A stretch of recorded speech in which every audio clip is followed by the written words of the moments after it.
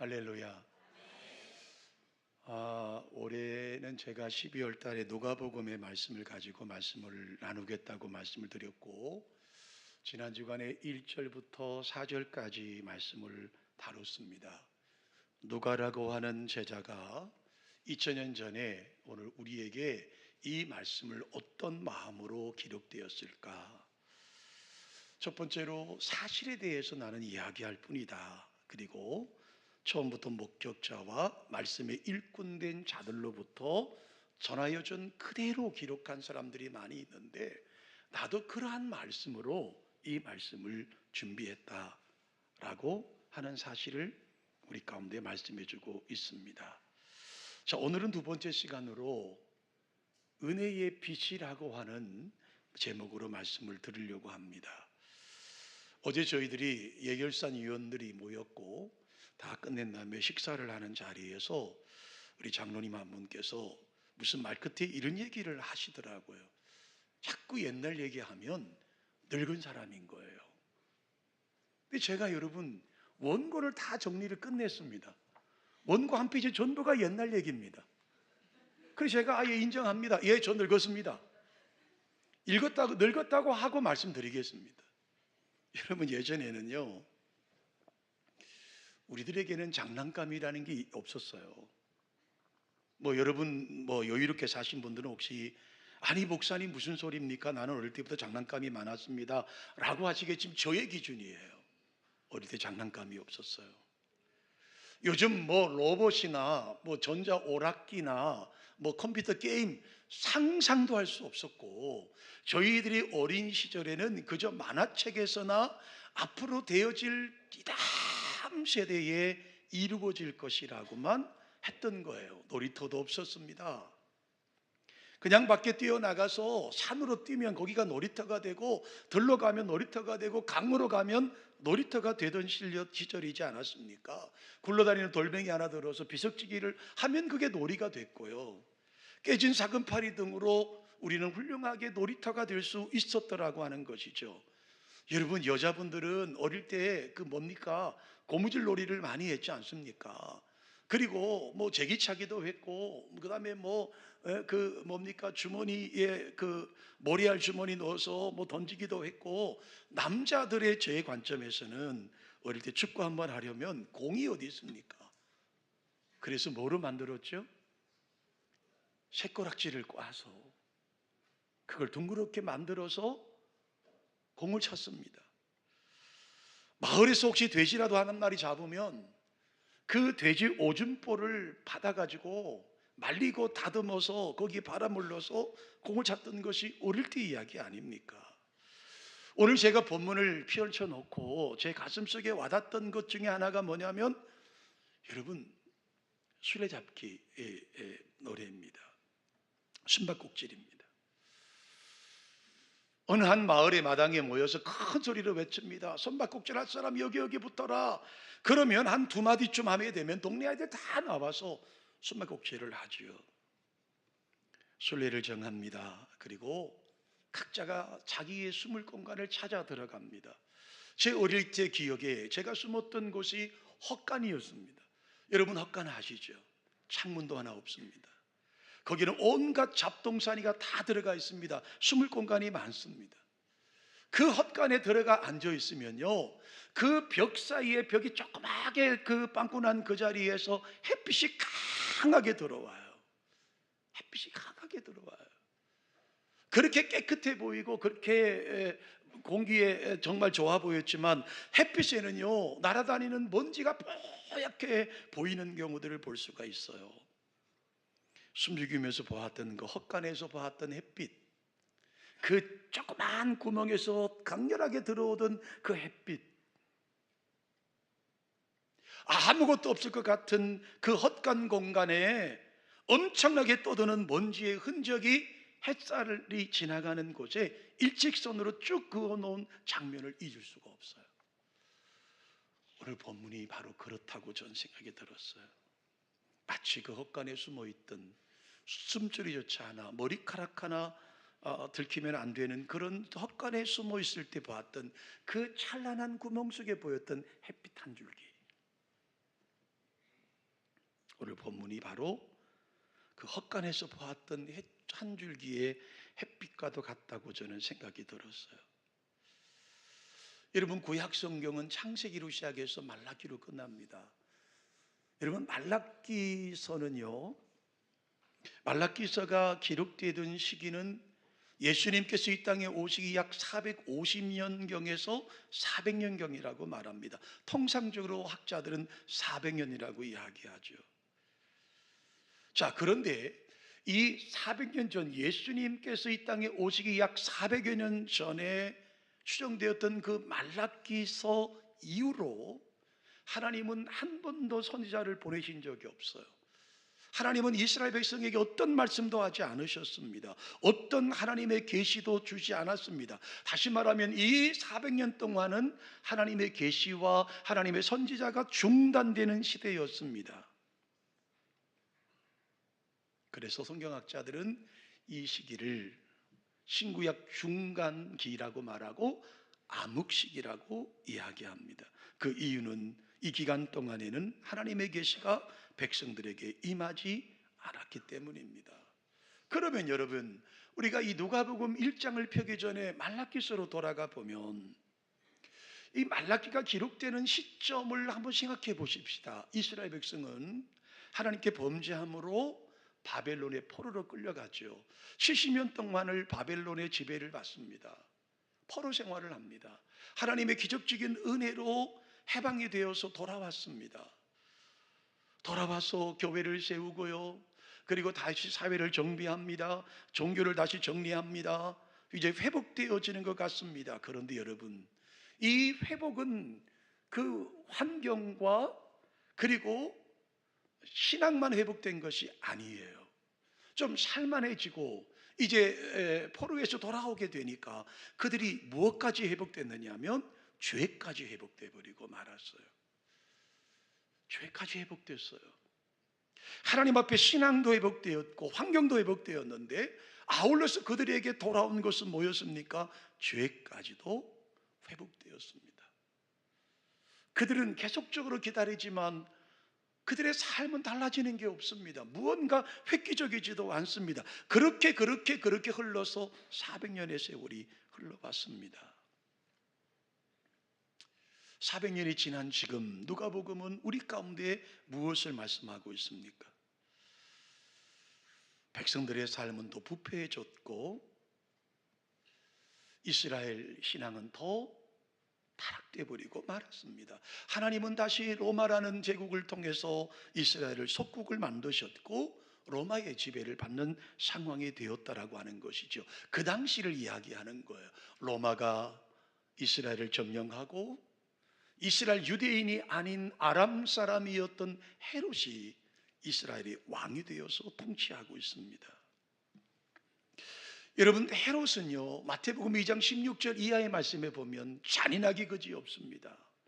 동방박사들로부터 들었던 이야기를 생각해내고 그 이야기로 인해서 베들레헴 지방에 있는 모든 남자아이 2살 미만의 모든 아이를 진멸해 버릴 정도로 잔인무도한 사람이 그 당시에 왕이었습니다.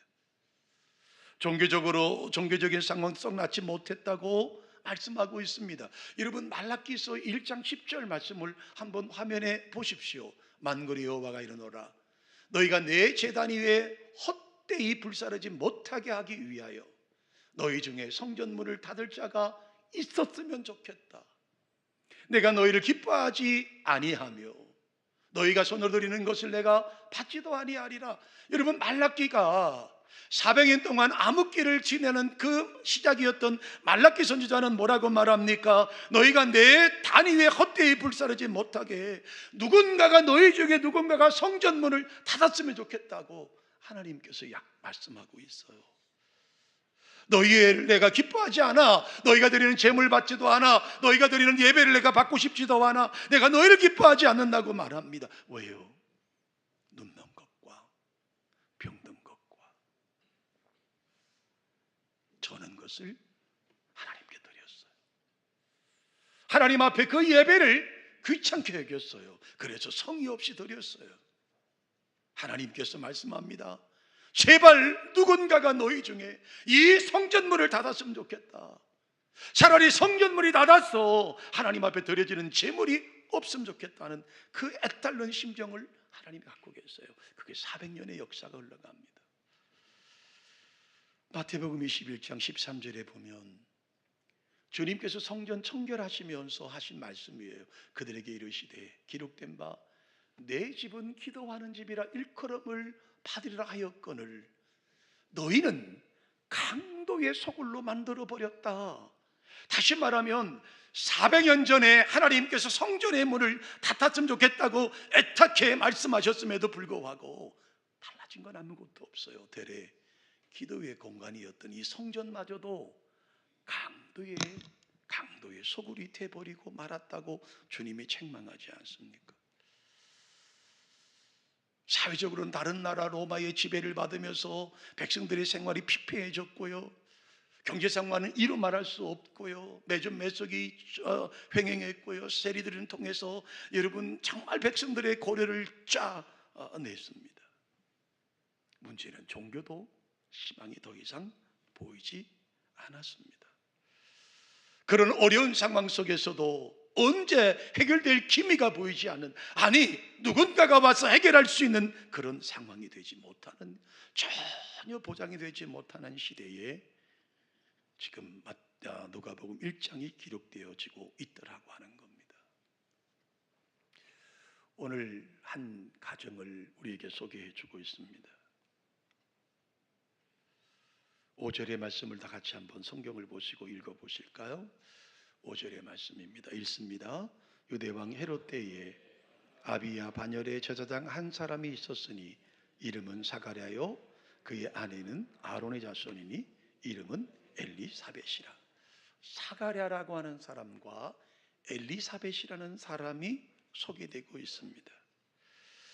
자, 사가랴라고 하는 사람은 제사장이었고 그의 아내 엘리사벳은 아론의 자손이라고 소개하고 있습니다.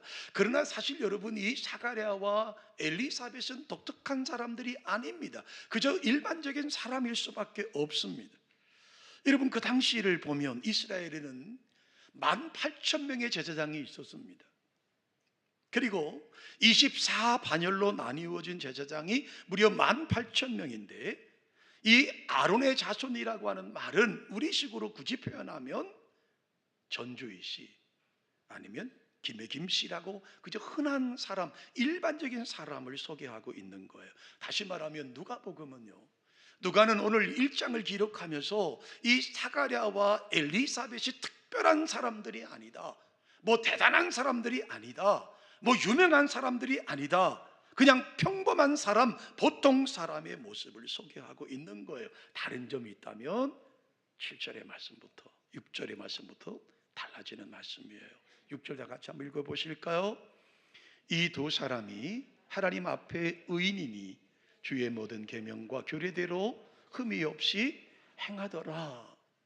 남달리 뛰어난 능력이 있는 것도 아니고 남보다 무슨 대단한 배경을 가지고 있는 가문도 아니고 그저 무명의, 오늘날로 말하면 저같이 이 시골에서 목회하는 무명의 한 사람인데, 그런데 이 사람들을 6절은 이렇게 말씀합니다. 그런데 그 다른 점이 그들에게 있었다. 그것이 뭘까요? 하나님 앞에서 의인이었다라고 말합니다.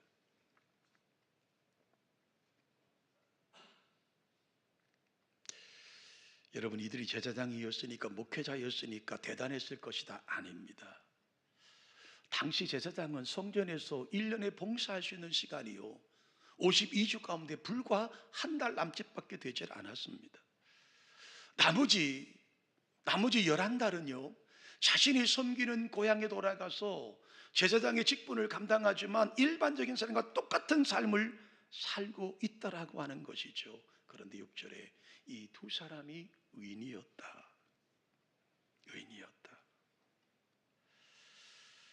이 사람들이 제사장의 직무를 감당할 때도 의인이었지만 자신의 가정에서도, 자신의 사회에서도, 자신의 일터에서도 의인이었다라고 성경은 말씀해주고 있습니다.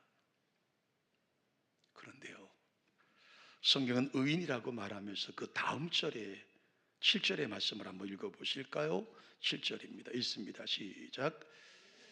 엘리사벳이 잉태를 못함으로 그들에게 자식이 없고 두 사람의 나이가 많았더라. 하나님 앞에 의인이었어요. 제사장으로서도 의인이었고 가정에서도 의인이었고요. 아브라함은요, 하나님의 그 당대의 최고의 의인이었음에도 불구하고 하갈을 통해서 이스마엘을 낳잖아요. 야곱은요, 레아와 라헬 말고도요, 비라를 통해서 아들을 낳잖아요. 근데 이 사야라와 엘리사벳은 하나님 앞에 의인이었어요. 늙었어요. 아이가 없어요. 문득 제 마음에 든 은혜는 바로 사가랴와 엘리사벳이라는 한 가정이 그 시대를 대변해주고 있는 것 아닐까. 젊었다면 아이를 낳는다는 소망이라도 있을 텐데 늙었습니다. 늙었습니다. 아이가 없습니다. 아무런 희망도 소망도 어떤 무언가 변화될 수 있는 상황이 아무것도 없습니다. 어쩌면 그 시대는 비록 거룩하고 의인이라 할지라도 하나님으로부터 버림받은 사회가 바로 그 시대의 모습이 아니었을까요? 그런 그 가정에 우리가 어릴 때 수레잡기에서 보았던 한 은혜의 빛이 이 가정에 스며들기 시작합니다.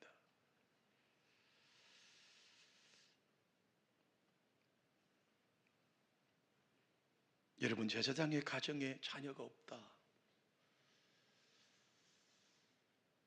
목회자의 가정에 자녀가 없다,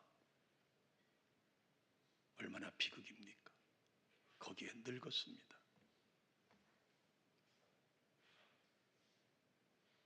당시의 상황에서 제사장 가정에 자녀를 가지지 못했다라고 하는 것은 요즘으로 말하면 여러분, 정말 그 산부인과 의사로서 아니면 경주에 한의원처럼 그 약만 먹으면 애를 낳는다라고 하는 그런 한의원이 경주에 있다고 하잖아요. 그런데 정작 기도하고 안수해서 아이를 잘 낳는데 정작 안수하고 기도하는 목사의 가정엔 자녀가 없다는 말과 똑같은 것 아닐까요? 우리 집에서 약을 지어다 먹으면 아이를 잘 낳는다고 하는 소문이 바다에서 전국에 많은 사람이 몰려오는데 정작 그 약을 소지하고 있는 부부는 늙었는데 자녀가 없다. 그 말 아닙니까? 당시에 종교적으로 보면 가정에 자녀가 없다는 것은 하나님의 저주를 상징합니다. 하나님의 제사장이었던 사가랴가, 하나님의 제사장의 가정이었던 엘리사벳의 가정에 자녀가 없다, 그리고 늙었다라고 하는 것은요, 얼마나 소망이 없는 가족의 모습을 가지고 있는지 몰라요. 그런 그 가정에 한 줄기의 은혜의 빛이 스며 들어오기 시작했습니다. 8절과 9절의 말씀에 보면 사가랴는 제비를 뽑아서 그 가문이 뽑혔고, 그리고 그들이 대표 제사장으로서 성전에 들어가서 분향단에 불을 붙이고 그리고 기도하는 그 가장 거룩한 임무를 맡게 되었어요. 제사장 18,000명이라고 말씀드렸습니다. 아마 평생에 한 번 올까 말까 한 기회를 그가 받은 거예요. 그가 살면서 가장 하나님 법궤에 가까이, 하나님의 임재의 상징인 법궤에 가장 가까이 갈 수 있는 기회가 사가랴에게 임재한 거예요. 이런 교회는 두 번 다시 올 수 없어요. 이런 교회는 두 번 다시 올 수 없어요. 여러분, 저는 이 본문을 보면서 저를 돌아봤어요. 여러분, 저는 개척을 하고 목회를 하면서 제 생애에 노회장이 될 거라는 생각을 해본 적이 없습니다. 저는 노회장이 될 거라는 상상도 해보지 못했습니다. 그런데 노회장이 되었습니다. 총회를 섬길 수 있는, 총회 현장에 가볼 수 있는 기회가 저에게 왔습니다. 여기 우리 원로 목사님이신 김준태 목사님은 총회 일도 많이 하셨고 우리 지역에도 연합회 일도 많이 하신 어른이니까 뭐 총회 가는 거야 뭐 밥 먹듯이 이렇게 가셨다고 보지만, 저 같은 이 무명의 목사가 총회를 어떻게 섬길 수 있겠어요? 총회를 갔습니다. 고시부원이 됐습니다. 얼마 전에 한 연락을 받았습니다. 목사님이 이번에 2026년 강도사 고시 교회사 출제위원으로 선택됐었습니다. 좀 아멘 좀 하십시오. 여러분은 피부에 안 나으시죠? 제 생애에 말입니다. 우리나라 1만 2천 개 합동적 교회 목사님들 가운데 여러분 누가 총회에 강도사 고시에 여러분 출제위원으로 누가 뽑히겠습니까? 제가 뭐라고 대답했는지 아세요? 저 못합니다. 저는 시골에 목회하는 조그만 교회 목사인데요, 제가 어떻게 과목을 제가 시험을 치겠습니까? 그런데 그쪽에서 연락이 왔어요. 걱정하지 마세요. 출제위원 뒤에는 총신대학 교수님들이 뒤에 서포트하는 분들이 계실 겁니다. 제가 뭐라 그랬겠습니까? 할게요. 내가 있지 한번 해보죠. 언제 해보겠어요? 사가랴의 심정이 지금 그런 거예요. 18,000명 중에 뽑혔습니다. 대표제사장으로 뽑혔다고요. 비록 이 지성소에 있는 법궤에는 대제사장 1년에 딱 한 번 들어가지만 그 대제사장이 아닌 제사장의 신분으로 성소에 들어가서 이 백성들을 위해 기도하고 이 백성들의 죄를 사해달라고 기도할 수 있는 그 특권을 지금 사가랴가 갖고 있는 거예요. 그래서 오늘 본문의 말씀을 보세요. 8절부터 우리 한번 천천히 읽어보실까요?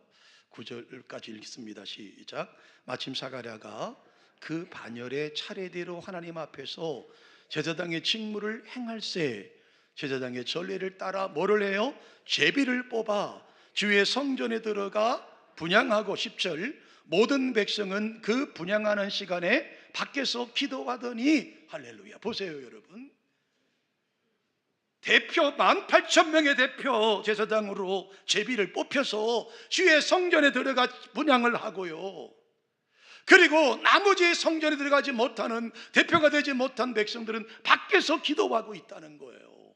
자, 그런데 11절의 말씀이 우리에게 감동을 줘요. 11절 말씀 함께 있습니다. 주의 사자가 그에게 나타나 향단 우편에 선지라. 여러분, 이것은 사가랴에게 다가왔던 어마어마한 은혜의 빛이었습니다. 아니, 사가랴 한 사람일까요? 아닙니다. 400년 동안 단절되었던 하나님의 그 암흑의 시대가 끝이 나고 다시 하나님께서 이스라엘 백성들과 함께 하시겠다고 하는, 다시 이스라엘 백성들에게 내가 말씀을 주겠다고 하는, 하나님이 다시 너희와 함께 하겠다고 하는 하나님의 거룩한 말씀의 의미가 은혜의 빛인 거예요. 어두컴컴하게 400년을 살았습니다. 말씀도, 하나님의 임재도, 하나님의 동행도 없었던 이스라엘 백성들에게 드디어 하나님께서 이 사가랴에게 찾아오신 거예요. 처음 제가 말씀드린 것처럼 이스라엘은 400년 동안, 400년이 넘는 세월 동안 하나님의 계시가 멈췄습니다. 이스라엘이 여러 공경에 처해 있음에도 불구하고 하나님은 어떤 말씀도, 어떤 지시도, 어떤 도움도, 어떤 나타남도 허락하지 않으셨어요. 그렇게 400년의 세월이 흘러왔다고요. 그런데 마침내 사가랴에게, 마침내 분향단에 가서 분향을 하고 기도받은 사가랴에게, 마침내 의인인 사가랴 가정에 마침내 하나님께서 드디어 움직이셔서 심부름꾼을 보내셔서 그의 우편에 서게 해주신 거예요. 이것은 뭘까요? 이제부터는 내가 너희와 함께 하겠다. 이제부터는 내가 개입하겠다. 이제부터는 인류 역사에 내가 개입하겠다. 이제부터 이스라엘 백성과 내가 함께 하겠다라고 하는 생명의 응답이었던 거예요. 천사가 가지고 왔던 응답의 메시지는 뭘까요? 13절입니다. 함께 읽습니다. 12절부터 사가랴가 보고 놀라며 무서워하니 천사가 그에게 이르되 사가랴여 무서워하지 말라. 너의 간구함이 들린지라 내 아내 엘리사벳이 내게 아들을 낳아 주리니 그 이름을 요한이라. 여러분, 목사는요 자기 가정을 위해 기도하는 것이 마치 죄 짓는 기분이 들어요. 이건 목회자만이 알 수 있는 아픔이고 비밀이에요.